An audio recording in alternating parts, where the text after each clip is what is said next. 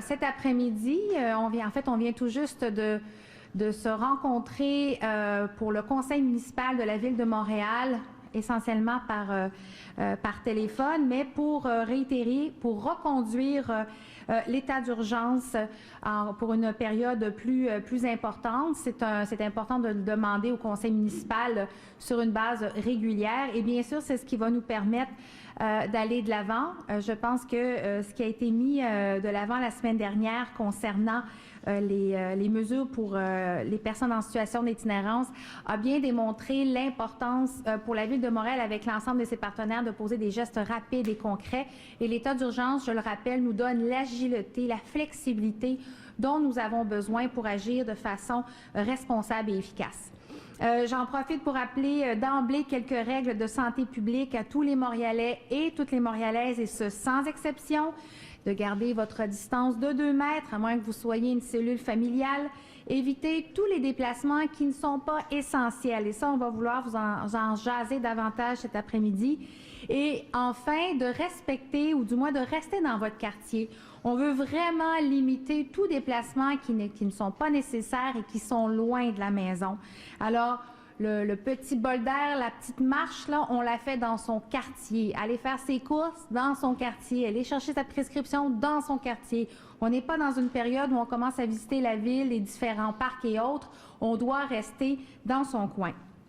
Parlant de prendre un petit bol d'air tout en respectant les règles, hier, je vous ai parlé de la possible fermeture des parcs de la Ville de Montréal.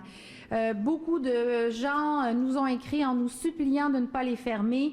Et comme vous le savez, c'est vraiment pour nous un dernier recours que nous souhaitons ne pas, on espère pas se rendre là. Ceci étant dit, pour envoyer un message très clair comme quoi les parcs, à l'intérieur des parcs, il faut non seulement respecter la distanciation de 2 mètres, mais surtout que il y a des activités qui, si elles ne sont pas essentielles, n'allez pas dans les parcs. Le petit bol d'air, oui. Je prenais l'exemple hier de l'apéro. Non. Aller faire du jogging en groupe, non. Ce n'est pas le moment. Alors, pour nous aider à envoyer un message très clair aux utilisateurs et utilisatrices des parcs, nous avons demandé au service de police de la Ville de Montréal de nous porter main forte. Déjà, la présence des policiers et policières est accrue dans les parcs. Dans 6 grands parcs de la métropole, je vous les nomme: le parc du Mont-Royal, le parc Jeanne-Mance, le parc Laurier, le parc La Fontaine, le parc de Maisonneuve et finalement le canal La Chine. Ces parcs, comme vous pouvez le voir, sont de grands parcs, mais ils sont surtout situés dans des quartiers très denses. Il y a beaucoup de monde. Alors, on comprend pourquoi ils sont si populaires. Ceci étant dit, nous vous demandons de respecter les règles. La police n'hésitera pas, si nécessaire, à vous donner un rapport d'infraction à hauteur de 1 000 $ si les règles ne sont pas respectées. Alors, on espère que ça va bien se passer. Nous allons faire le bilan de façon quotidienne entre nous et nous souhaitons que ce dimanche, nous puissions aller de l'avant et garder les parcs ouverts. Je vous ai dit que la présence policière était dans les grands parcs, mais bien sûr, elle est aussi dans les parcs locaux. Mais je voulais quand même mentionner que les grands parcs où on a constaté un grand achalandage, il y aura une présence policière qui est accrue. Finalement, qu'est-ce que je souhaitais vous dire? Oui, une bonne nouvelle aujourd'hui. On l'a juste à côté. Attendez, je suis pas prête encore. Ce qu'on voulait vous dire, c'est que on a entendu les travailleurs de la santé nous dire on aimerait avoir plus de flexibilité pour le stationnement. On a travaillé avec nos différents partenaires et là, voilà, on va vous le montrer. Il va y avoir une vignette disponible pour les travailleurs du secteur de la santé.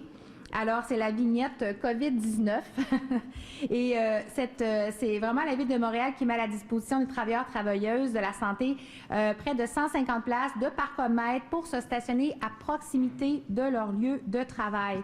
Alors ça, c'est un travail, comme je disais, qui a été fait avec la Ville de Montréal et les vignettes vont bien sûr être distribuées dans les établissements de santé du CHUM et de l'Hôpital général juif. J'aimerais également mentionner que d'autres partenaires font un effort également, participent aux efforts considérables de nos professionnels de la santé. Le Palais des Congrès va également offrir son stationnement pour le personnel de la santé. Et bien sûr, on veut, c'est une façon pour nous de remercier tout le monde qui fait un travail colossal, incroyable. On connaît leur dévouement. on les remercie. Alors, ils pourront profiter de ce stationnement gratuit. Dernier élément, c'est le Bixi. Je confirme que les Bixi pourront être utilisés à partir du 15 avril et ce, en conformité, en accord avec la direction de la santé publique. Je rappelle que le Bixi peut être un moyen efficace pour différentes personnes de faire, d'exercer ou de pratiquer, ou par exemple d'aller travailler. Ce que je ramenais à l'élément essentiel, les sorties essentielles, aller travailler parce que c'est essentiel, aller à la pharmacie parce que c'est essentiel. Le Bixi pourra servir à des travailleurs de la santé, par exemple, qui, plutôt que de prendre le métro ou l'autobus, pourront prendre le Bixi. Vous comprendrez que les mesures d'hygiène seront rehaussées, il y aura de l'affichage et les Bixi seront nettoyés sur une base quotidienne justement pour assurer la propreté. Alors encore une fois, on ne prend pas un Bixi pour aller prendre une ride de vélo à travers la ville, on l'utilise si on en a besoin pour des événements ou du moins des activités essentielles.